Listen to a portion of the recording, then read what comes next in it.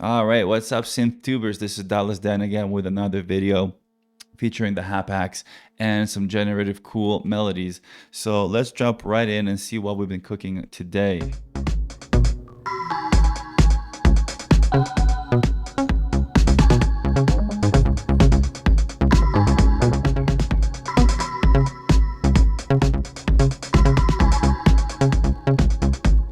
So that's what I've got going on for you guys today. This is 100% made on the Hapax, and it's really made up of one track that's kind of doing the heavy lifting on this. Of course, I've got this little, atmospheric sort of bell, almost kind of sound going on top. But let's break it down and see what's going on with this track. The workhorse of this track is this.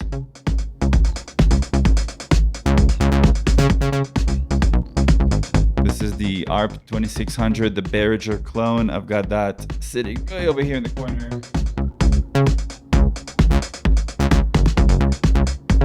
And it's producing that beautiful bass sound. Let's mute the drums.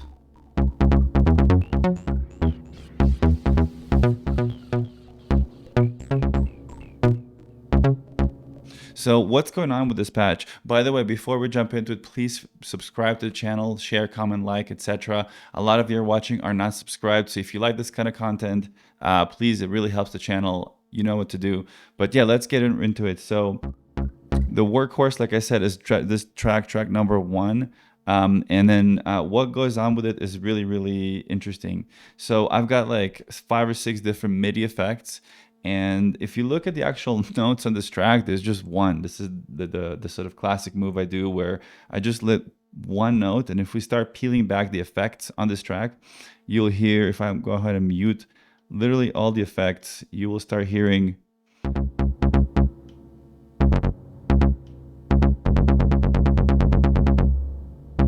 and then here is the actual notes that are the source of this track, right? So the first thing I do to it is I put a Euclidean MIDI effect on top of it, and it basically does 2 things. It has it kind of changes the,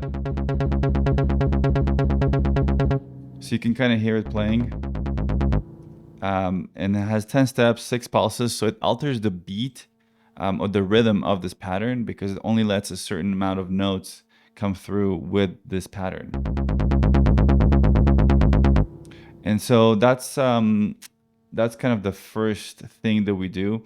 But then obviously that's 2-way rapid fire. So the way to scale that down, the way to slow it down is to put a chance MIDI effect. And now the chance MIDI effect, really what it does, it basically, you can think of it as each note having a probability of playing, and you can set that probability or the chance of that note playing. So I have it set quite low at 26%. So you can hear where this is like the effect turn off, and if I turn it on,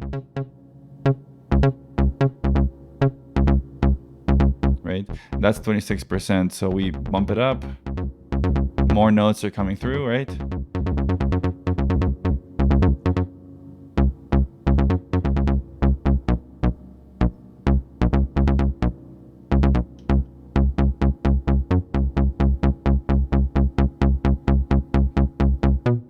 Now, the next one is a random effect. And what a random effect can do is it basically,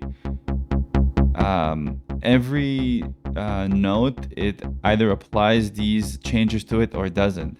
And it can either bump it up, the way I have it set up is just bump it up 1 or 2 up and down, and then sometimes it drops an octave up. And there's about 36% chance right now that a single note will have that transformation applied to it.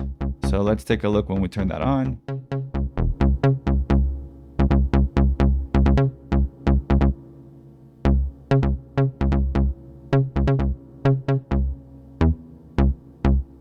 And so that really takes that single, 16th notes that sound the same and gives it a rhythm and also variability in terms of what happens to them.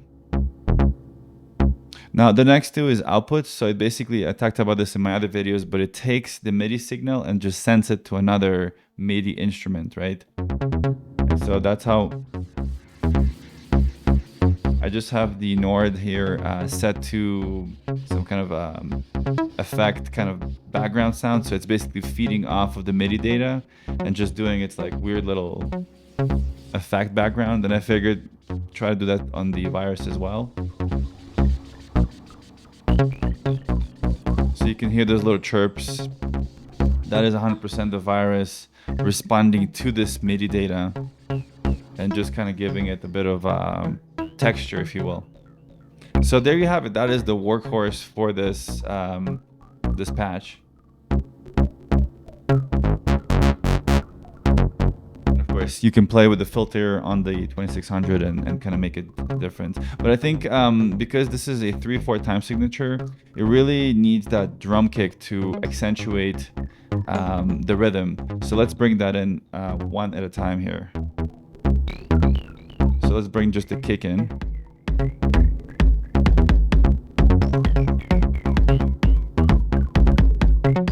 Right away it comes to life, I think, with the groove. And then on track 4,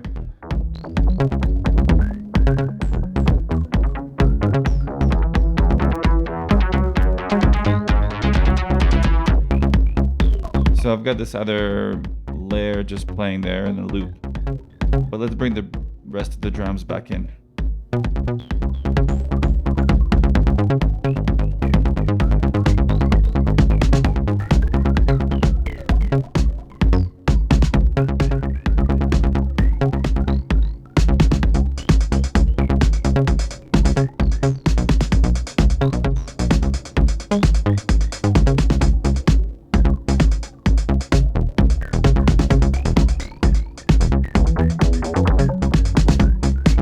Track 5, I had that, I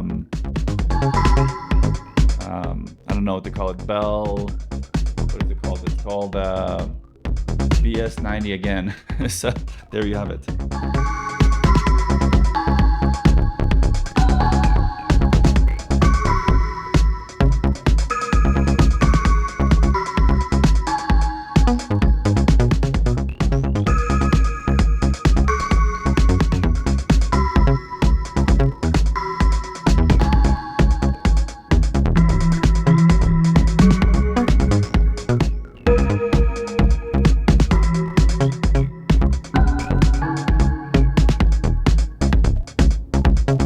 So there you have it. I mean, this is, you know, playing by itself, doing its own thing, having sort of a life of its own. And that's part of why I love the Hapax. It frees you up to program it in this dynamic way. And then you can improvise, play with some other lead sounds, effects, and have this sort of really cool groovy jam going on, and kind of free you up to do some other stuff.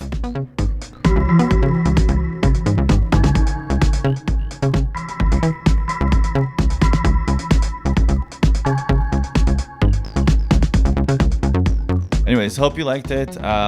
Let me know if you like this kind of content, what your thoughts are, and I'll see you in the next one.